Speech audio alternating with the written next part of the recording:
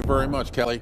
Well, new on AM Extra, studies show that the month of January is known as Divorce Month. It's a time when attorneys see a spike in couples looking to end their marriages. But the question is, why do we see such a high demand for divorce following the most holly jolly time of the year? Well, joining us now to uncover this mystery and to share some advice for couples is local certified life and divorce coach Lara Brunstrom. Good morning.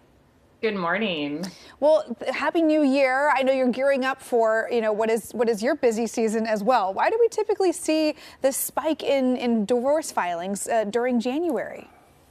I believe it comes from you see tons of people at the gym, you see people trying to do new things, and it's really a time where I think our society allows us to take a step back and say, okay, what do I want to change? What's different? What do I want to look for in the next year?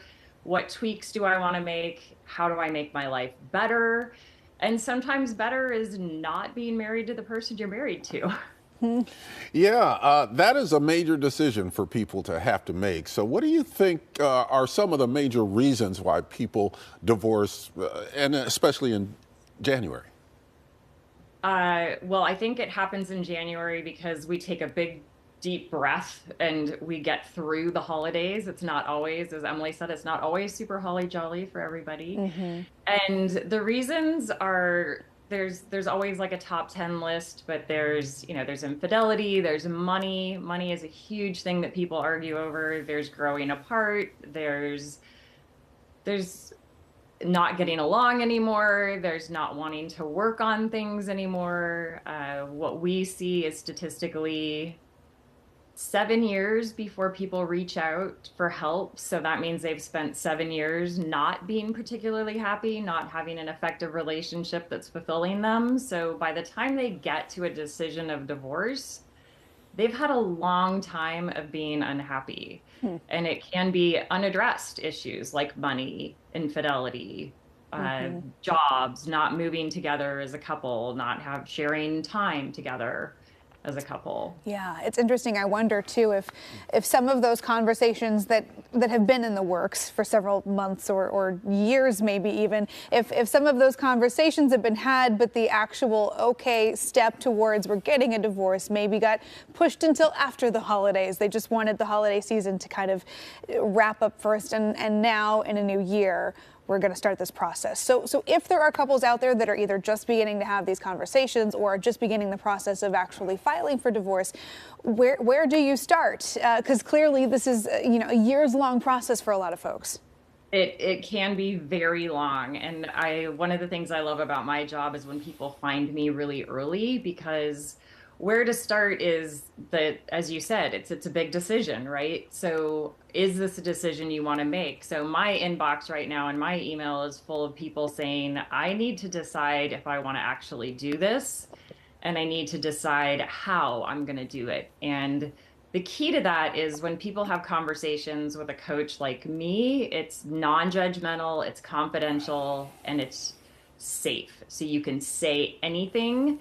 You can air out some dirty laundry, if you will. You can ask a lot of questions, and it doesn't get in your friend group. It doesn't get in your family, because all those people are going to have opinions. So you want to keep your decision-making process outside of that group. So a great place to start is somebody like me or me having those conversations. And then if you decide to go forward, now you need to build a team. So what does that look like? Do you want to hire an attorney? Do you want to have a conversation with your spouse? What do you want that conversation to look like? The hardest thing to do in divorce is, if you start super escalated, to de-escalate the situation. So if you can start with a conversation with your spouse and say, hey, this is what I'm looking at.